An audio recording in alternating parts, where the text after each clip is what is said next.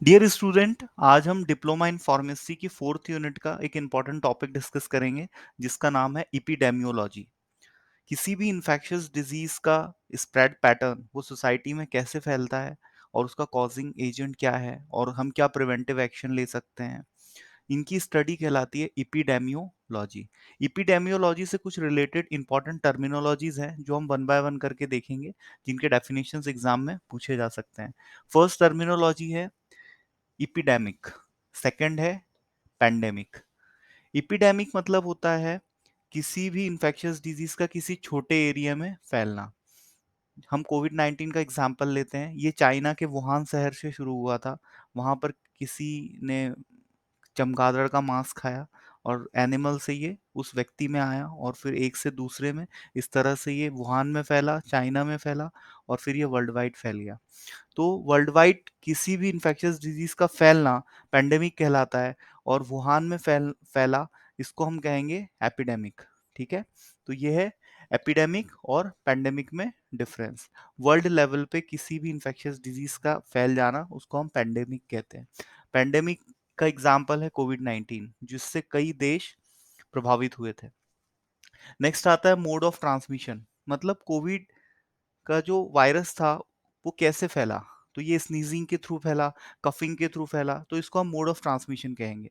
ठीक है, एयर इसका मीडियम था। यदि किसी व्यक्ति ने छींका तो उसके जो ड्रॉपलेट्स थे उसके कांटेक्ट में कोई दूसरा व्यक्ति आया, तो जो व्यक्ति ऑलरेडी इन्फेक्टेड था उससे वो इन्फेक्शन बाकी लोगों में स्प्रेड हो गया, तो इसको हम मोड ऑफ ट्रांसमिशन कहते हैं।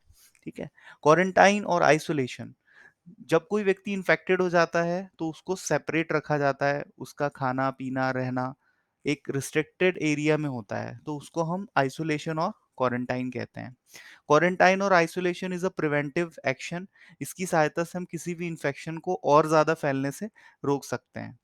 कोविड 19 में आपने देखा होगा, जो लोग इन्फेक्टेड थे उनको आइसोलेशन में रखा गया, क्वारंटाइन रखा गया, और वो जिन लोगों के टच में रहे हैं उनको भी आइसोलेशन और क्वारंटाइन में रखा गया 14 डेज के लिए।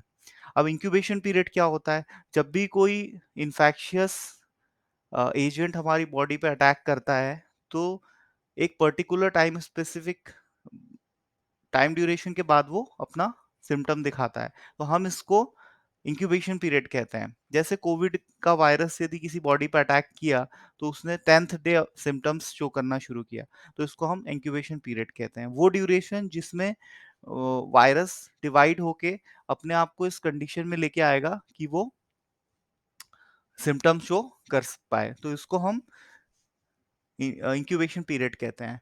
कॉन्टैक्ट ट्रेसिंग क्या होती है, जब कोई व्यक्ति इन्फेक्टेड हुआ है तो वो जिन भी लोगों के कॉन्टैक्ट में रहा है, जैसे आज किसी व्यक्ति को इन्फेक्शन हुआ है लेकिन सिम्टम 10 दिन बाद आए हैं, इस बीच में वो जिन लोगों के कॉन्टैक्ट में रहा है तो उनका हमें पता लगाना है, क्योंकि वो भी उससे इन्फेक्टेड हो सकते हैं और वो भी इस इन्फेक्शन को स्प्रेड कर सकते हैं, तो इसको हम कॉन्टैक्ट ट्रेसिंग कहते हैं।